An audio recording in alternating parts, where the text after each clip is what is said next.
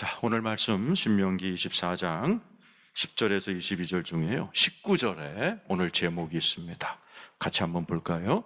19절 후반부 맨 끝에 있죠? 그리하면 내 하나님 여호와께서 내 손으로 하는 모든 일에 복을 내리시리라. 그 부분 따라 하실까요? 그리하면 네 하나님 여호와께서 네 손으로 하는 모든 일에 복을 내리시리라.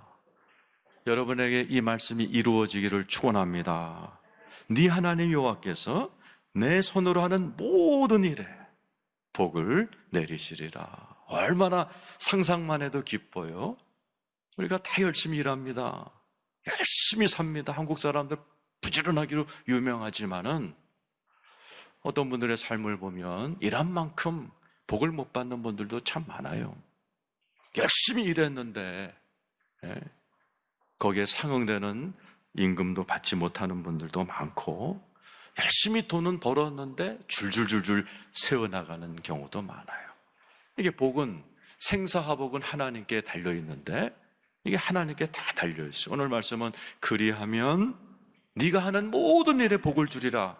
여러분이 하는 모든 일, 직업, 사업, 학업, 하여튼 모든 일, 애 기르는 일부터 시작해서 여러분의 모든 일에 하나님의 복이 임하기를 축원합니다. 제일 중요한 단어가 뭐라고 했죠? 그리하면. 19절 후반부에 그리하면. 성경에서 제일 중요한 단어가 그리하면이에요. 자, 어떻게 하면 만군의 하나님, 생사화복의 주관자이신 하나님이 내가 하는 모든 일에 복을 주실까? 아주 간단해요. 자, 한번 오늘 짧은 말씀이지만 여러분 들으시고 이렇게 사셔서 남은 평생은 여러분이 무슨 일을 하든지 하나님의 복 받기를 축원합니다.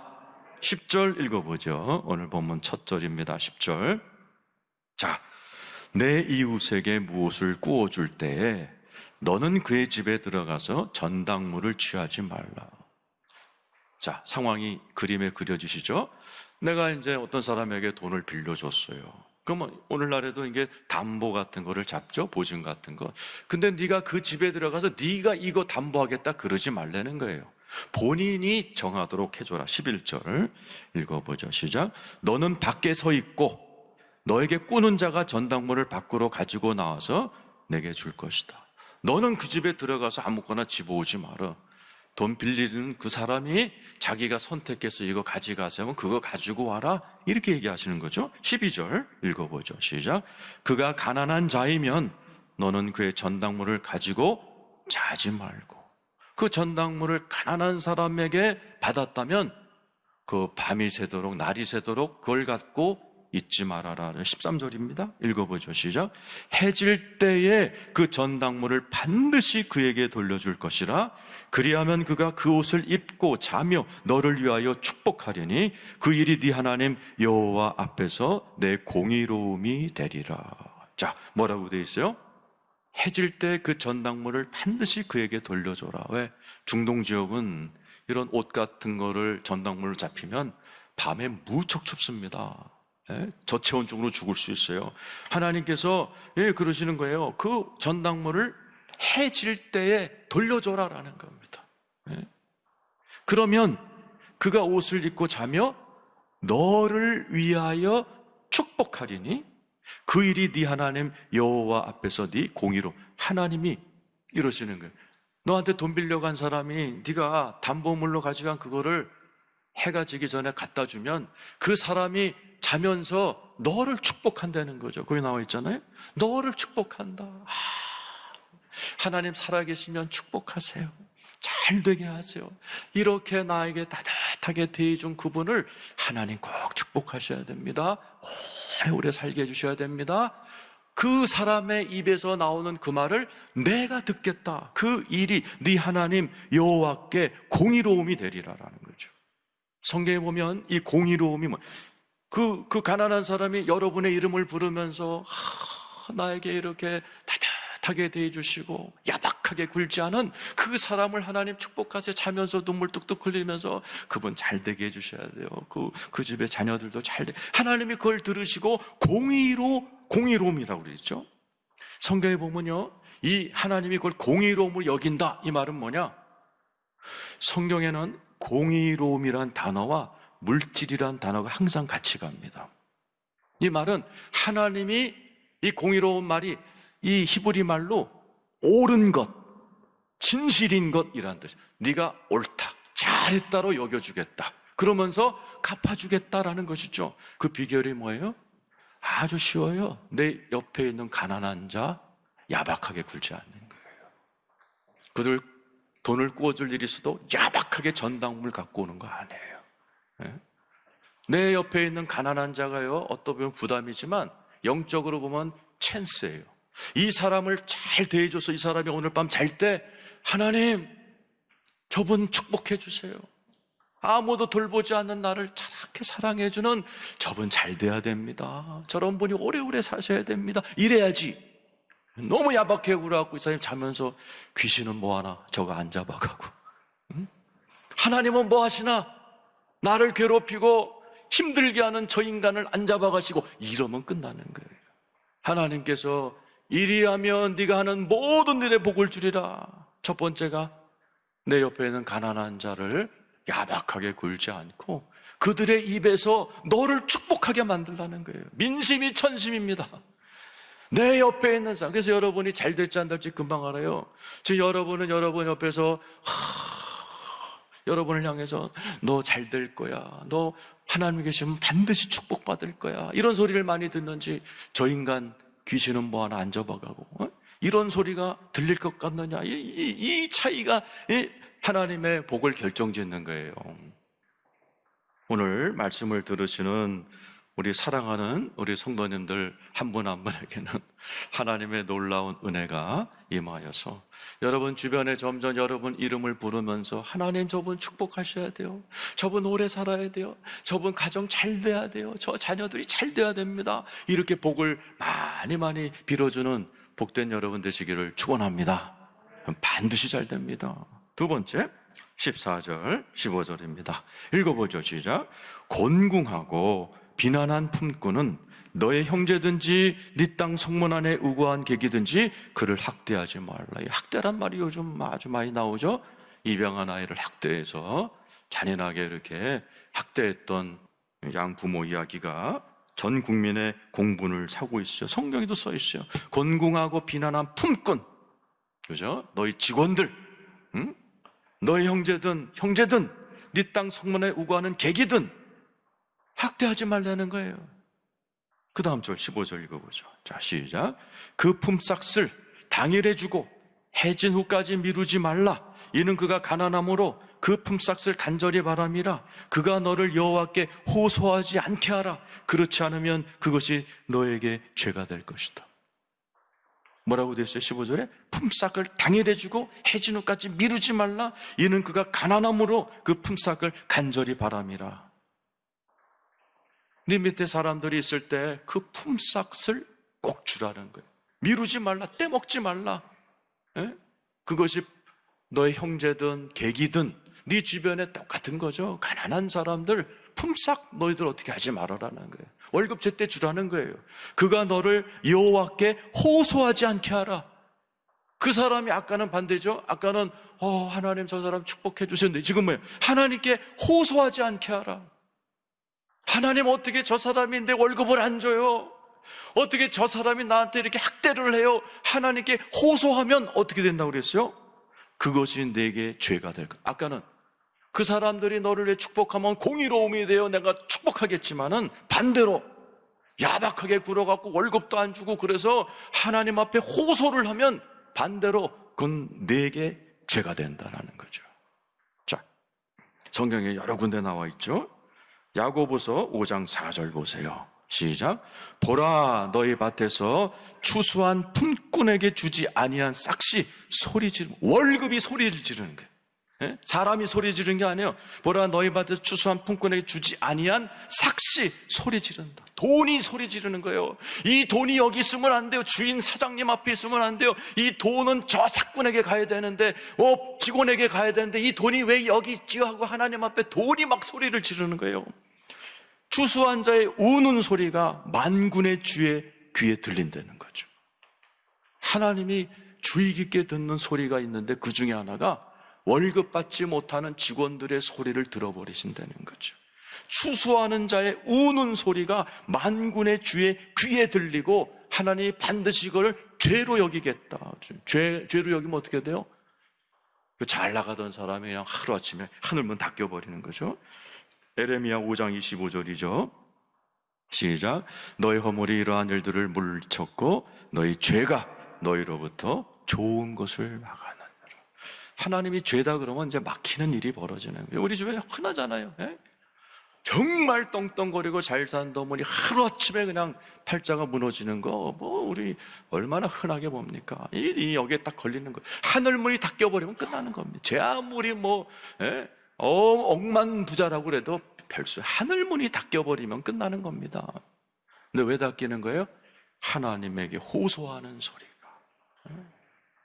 우리가 어떤 조직에서든 심지어 교회에서든 어려울 때 긴축 정책해야 됩니다. 그러나 성도들의 또 직원들의 입에서 호소 소리, 탄식 소리가 나오게끔 하면 안 돼요.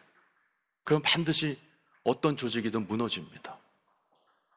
하나님께서 우리의 삶을 살아갈 때 아주 중요한 원리를 오늘 가르쳐 주는 거예요. 오늘 첫 번째는 뭐예요? 가난한 이웃 사람들 입에서 축복이 나오게 해라. 두 번째는요, 그들의 입에서 너를 향한 호소 소리가 나오지 않게 해라. 오늘 사랑하는 성도님들, 여러분에게 이러한 은혜가 있기를 축원합니다. 자, 다음 17, 18절 읽어보죠. 자, 읽어보죠. 또 나오죠? 전당 얘기가. 근데 여기에 하나님이 제일 사랑하는 세 부류의 사람이 나와. 읽어봅시다. 시작. 너는 객이나 고아의 송소를 억울하게 하지 말며 과부의 옷을 전당 잡지 말. 객, 고아, 과부. 하나님이 제일 좋아하는 트리오입니다. 객. 우리 주변에 이렇게 우리 교회만 해도 수많은 객들이 오세요. 수많은 목사님들, 선교사님들이 오셔서 몇 달씩 몇 년씩 은혜 받고 또 가시고, 고아들, 과부들, 이런 사람들이 하나님의 최고의 관심사입니다. 우리에게는 신경도 쓰지 않는, 그거 어쩌면 그냥 이게 밑바닥 인생인데 하나님은 이 사람들을 최고로 사랑하시는 거죠. 객, 고아, 과부입니다. 그러면서 주님이 18절에 이렇게 얘기하죠. 한번 읽어보죠. 시작. 너는 애굽에서 종되었던 일과 네 하나님 여호와께서 너를 거기서 속량하신 것을 기억하라. 이러므로 내가 너에게 이를 행하여 명령하노라. 두 가지를 기억. 너도 애굽에서 종되었던 일이 있었다는 거 맞죠? 이스라엘 백성들도 지금 이 말씀을 들을 때에는 자유인이 됐지만 70년 동안 430년 동안 종이 되었단 말이죠. 너도 그 시절이 있었다. 그 시절 기억해라라는 거죠. 여러분에게 물어봐요. 여러분 항상 부자셨어요? 아닐 겁니다. 어려운 시절 있었을 거예요. 그거 기억하면서 너처럼 어려웠던 시절을 겪고 있는 그 사람들을 돌봐주라는 얘기입니다. 저도 11조를 못 내갖고 11조를 수입이 없는데 11조를 얼마 내야 되지? 수입이 빵인데 10,000원 내야 되나? 안 내야 되나? 그럴 고민하던 시절들도 있었어요. 노숙자랑 같은 아파트에 살면서 노숙자 집에서 나오는 악취를 맡으면서 살던 적도 있었어요. 그 시절을 기억하라. 여러분들도 다 있으실 거예요. 너희들이 그 날을 항상 기억하면서 너와 같이 그 시절을 겪고 있는 자들을 항상 기억하라. 두 번째 뭐죠? 속량이라는 단어. 네 하나님 여호와께서 너를 거기서 속량하신 것을 기억하라. 다 같이 따라하세요. 하나님의 속량하신 것을 기억하십시오. 속량이란 말이 뭐예요? 돈 주고 샀다는 얘기입니다. 저와 여러분은 하나님이 돈 주고 사신 그걸 속량, 구속이라고 표현하는 거예요. 하나님이 여러분들을 돈 주고 가장 비싼 예수 그리스도 하나님의 독생자를 죽이시며 저와 여러분을 구원하신 여러분들은 존귀한 자인 줄로 믿습니다. 그 사실을 기억하라는 거예요. 그 사실을 기억하고 구원받은 자답게 새롭게 살아라라는 거예요. 하나님의 성품을 따라서 이제 세상을 볼 때 옛날 믿지 않았을 때처럼 야박하게 차갑게 비판적으로 그렇게 시커먼 얼굴로 세상을 보지 말고 따뜻하게, 우리 교회 표죠. 하나님의 사랑으로 서로 돌보는 따뜻한 성도와 교회가 되라. 하나님이 따뜻한 사랑이시니 너희도 이제는 새롭게 속량받았으니 너희가 새롭게 따뜻하게 이 세상을 바라볼 때 여유 있게 그러면서 사람을 돌보면서 살아가라라는 거예요. 그러면 복이 임한다라는 거예요. 우리가 성경에 보면은 아브라함에게 뭐라고 그래요? 네가 복의 근원이 될 거다. 네가 복이다 그러셨어요. 이 말은 뭐예요? 복이라는 게 받아내는 게 아닙니다. 내가 복 받을 짓을 하는 사람이 되면 당연히 복이 나에게 임합니다. 못 알아들으신 것 같은데, 내가 복 받을 만한 생각을 하고 말을 하고 그렇게 살아가는 사람을 하나님은 반드시 복의 통로로 사용하십니다. 이게 성경적인 복의 원리예요.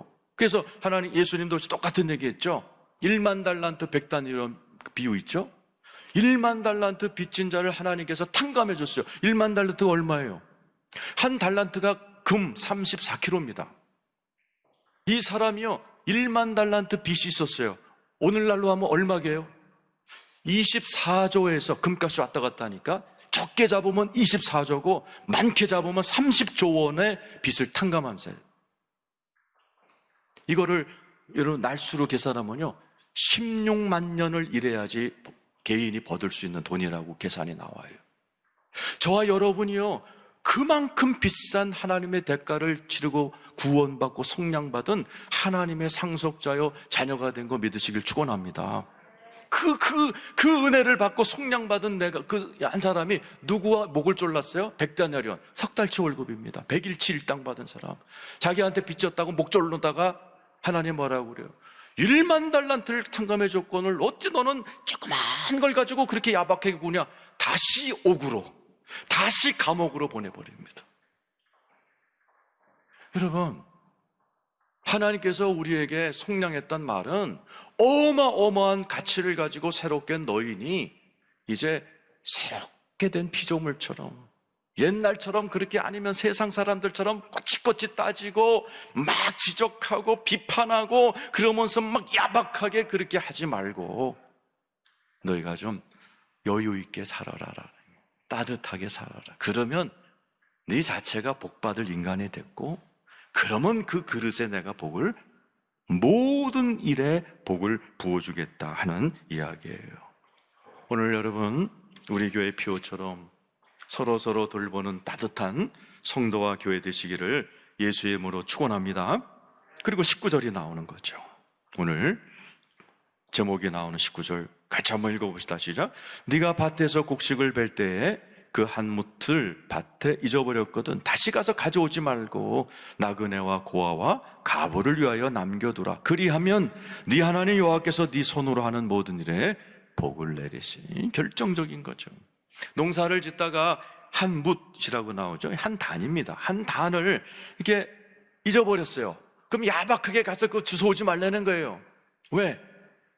나그네와 고아와 과부를 위하여 남겨두라라는 거예요. 그리하면 네 하나님 여호와께서 네 손으로 하는 모든 일에 복을 내리시리라. 남겨두는 여백의 의미를 가지고 다 챙겨 먹지 말고 좀 남겨주라는 거죠. 나그네와 고아와 과부를 위해서 좀 써라라는 거죠. 그러면 내가 너 그 일을 계속하도록 내가 축복해 줄게. 20절 21절 계속 나오죠. 하나님 보세요. 시작. 네가 네 감람나무를 딴 후에 그 가지를 다시 살펴보지 말고 남은 것은 객과 고아 가부를 남겨둬. 또 나오죠. 객과 가부와 고아. 하나님이 제일 좋아하는 트리오. 우리도 이 사람들을 도와줘야 돼요. 그래서 우리 교회도 이게 잠시 왔다 가는 목사님들, 성도님들 많이 섬겼어요. 새벽자단에 세워서 일부러 교통비도 드리고, 교회 와서 막 눈물로 기도하는 목사님, 저도 생활비도 제가 보내드리고 그랬어요. 우리 교회가 얼마나 축복을 많이 받았어요. 계속 해야 돼요. 객과 고아와 과부. 이런 사람들을 잘 돌봐야 돼요. 자, 22절 읽어보죠. 21절도 마찬가지죠. 자, 네가 네 포도원에 포도를 딴 후에 그 남은 것을 다시 따지 말고 객과 고아 과부를 위하여 남겨두라. 뭐 감람나무 딸 때도 포도원 딸 때도 이렇게 좀 흘려보내주고 남겨주는 여백의 미를 남겨라. 그러면 22절 읽어보죠. 오늘 마지막 기절입니다. 이거 읽고 마치죠. 너는 애굽 땅에서 종되었던 걸 또 기억하라. 너도 어려운 시절이 있었잖아. 그거 기억하면서 살아. 겸손하게. 이러므로 내가 너에게 이 일을 행하라 명령하노라. 오늘의 말씀은요, 명령입니다. 하나님이 명령하는 거예요. 해도 되고 안 해도 되고가 아닙니다. 오늘 이 말씀은 주님이 명령하시는 거예요. 이대로 해라 라는 거예요. 하나님께서는 우리를 만드시고 구원받은 우리 백성들에게 명령하셨어요. 왜? 복 받으라고. 창세기 1장 28절에 명령하셨죠? 다 같이 읽어보죠. 시작. 하나님이 그들에게 복을 주시며 하나님이 그들에게 이르시되 생육하고 번성하여 땅에 충만하라. 땅을 정복하라. 바다의 물고기와 하늘의 새와 땅에 움직이는 모든 생물을 다스리라. 이 다스리라는 말이 사랑으로 다스리라는 뜻이에요. 이 세상을 너도 내 하나님의 자녀가 된 것처럼 이 세상의 모든 피조물들도 네 주변에 있는 가난한 사람들도 사랑으로 좀 잘 다스려. 이게 하나님의 첫 번째 명령. 그래서 이걸 문화명령이라고 그래요. 네. 신학적으로 문화명령. 하나님이 최초 인간에게 하신 명령. 사랑으로 세상을 다스리는 거. 네. 그래서 하나님께서 우리 신명기 22장에도 나오잖아요. 신명기 22장 6절 7절 우리가 몇 주 전에 공부한 거죠. 똑같은 말이 나와요. 길을 가다가 나무에나 땅에 있는 새 보금자리에 새 새끼나 알이 있고 어미새가 그의 새끼나 알을 품은 것을 보거든 그 어미새와 새끼를 아울러 취하지 말고 어미는 반드시 놓아줄 것이요 새끼는 취하여도 되나니 그리하면, 오늘 똑같은 말이 나오죠. 그리하면 네가 복을 누리고 장수하리라. 짐승 한 마리라도 따뜻하게 대해주면 하나님께서 하늘의 새를 돌보시고 우리 인간을 돌보시는 하나님 아버지의 자녀라면, 속량받은 새로운 피조물이라면 너도 나처럼 새들을 돌볼 줄 알고 새보다 가난한 자들을 돌볼 줄 아는, 그렇게 살면 네가 땅에서 잘되고 장수한다. 하나님께서 계속해서 우리에게 신명기를 통해서 하신 말씀이 뭐예요? 너희들이 새로운 땅으로 들어갈 텐데 새로운 땅으로 이사가는 게 중요한 게 아니라 이게 새로워진다라는 거예요. 네 생각이 새로워져야 되고 눈이 새로워져야 되고 네가 돈 쓰는 씀씀이가 달라져야 된다는, 마음 씀씀이가 새롭게 되면 오늘 말씀처럼 네 씀씀이로 해서 네 주변의 가난한 자들이 밤에 잠을 자면서 아무개 하나님 축복하세요. 너무너무 고마운 사람이에요. 하나님 살아계시면 그 사람 잘 돼야 됩니다. 그 사람 자녀들도 잘 돼야 됩니다. 막 이렇게 복을 빌어주는 사람은 되란 얘기죠. 막 밤에 자면서 하나님께 호소하면서 하나님 어떻게 내 월급을 안 줘요? 어떻게 날 이렇게 학대할 수 있어요? 이런 소리 듣는 야박한 인간 되면 안 된다라는 것이 오늘 말씀이에요. 객과 고와 가부를 위해서 흘려주면서 야박하게 그 한 단 남은 거 그것까지 빼짝빼짝 챙겨가면서 살지 말고 객과 고아와 가부를 사랑해 주면서, 그것이 예수 그리스도께 제자들이 와서 성경 66권, 성경 가장 중요한 게 뭡니까? 그랬더니 주님 뭐라 그랬어요? 몸과 마음과 뜻을 다해 하나님을 사랑해라. 그리고 네 몸같이 이웃을 사랑. 이것이 가장 첫째 되는 계명이고 강령이다, 명령이다 그러셨어요. 사랑하는 성도 여러분, 이제 우리는 2021년도 새 날을 맞았어요. 오늘 코로나를 통해서 우리는 새로운 세대로 들어가요. 우리 사랑하는 성도 여러분들, 여러분들이 하는 모든 일에 하나님 아버지의 복이 임하기를 축원합니다. 하나님은 오늘날에도 저와 여러분이 모든 하는 일에 복을 주시기를 원하십니다. 그래서 오늘 말씀을 정리합니다. 여러분 주변에 가난한 자들, 그게 기회예요. 그분들을 잘 섬기시면서 그분들의 입에서 여러분 이름을 불러가면서 아무겐 잘 돼야 됩니다. 하나님 살아계시면 반드시 축복하셔야 됩니다. 이런 소리 들으며 사시기를 축원합니다. 참 사람이라도 여러분 이름을 불러가면서 하나님 어떻게 나한테 그럴 수가 있냐고 호소하는 일이 없기를 축원합니다. 여러분 주변에 객과 고와 가부를 따뜻하게 돌보시면서 하나님이 여러분에게 모든 일에 복을 주시는 놀라운 인생 되시기를 예수의 이름으로 축원합니다.